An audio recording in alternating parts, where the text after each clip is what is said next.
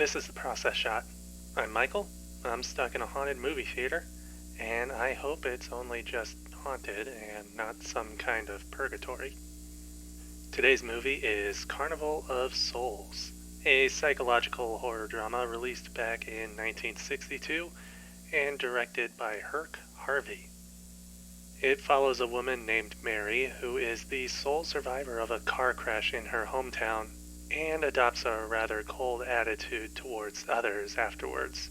She moves away to Utah, taking up a job as a church organist, but is haunted by visions of a ghostly-looking man.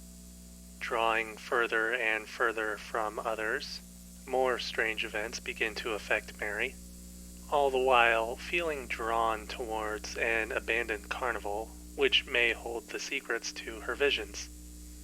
The film is shot on a low budget, but you might not realize it with how well it makes use of what it has, putting more focus on atmosphere and Mary's psychological state than anything more visual.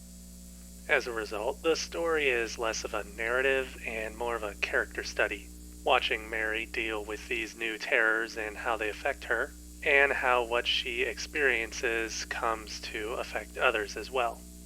It still has plenty of horror elements, but they're more woven into Mary's own experiences rather than something that she encounters through happenstance, which in itself adds to the horror by raising the question of what is real and what is not, which comes to a head closer to the end of the film.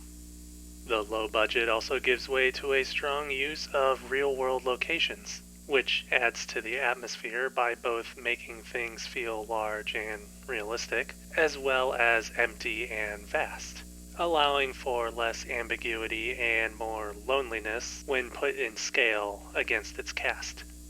The score to Carnival of Souls is also a strong point, though it will likely be grating to some. It's comprised almost entirely of organ music, which is appropriate given Mary's line of work. While it's rather samey across the whole of the film, the minimalism creates a good sense of bombastic pomp and a feeling of emptiness, a feeling which might also be in line with Mary as a character.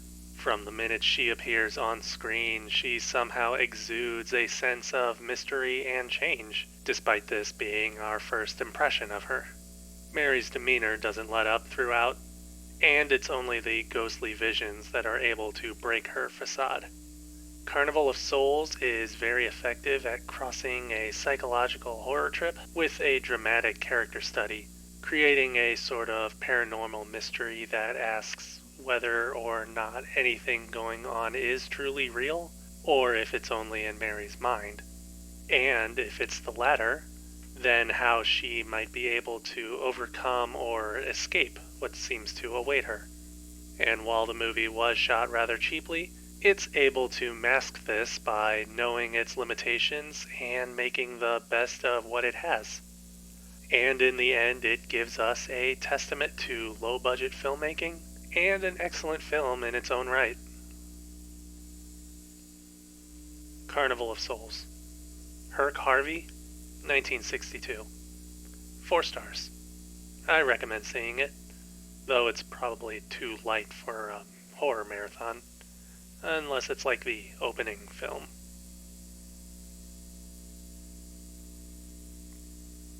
And that's the review. Leave a like if you like this video, leave a comment if you watched this review, or subscribe if you like more of these.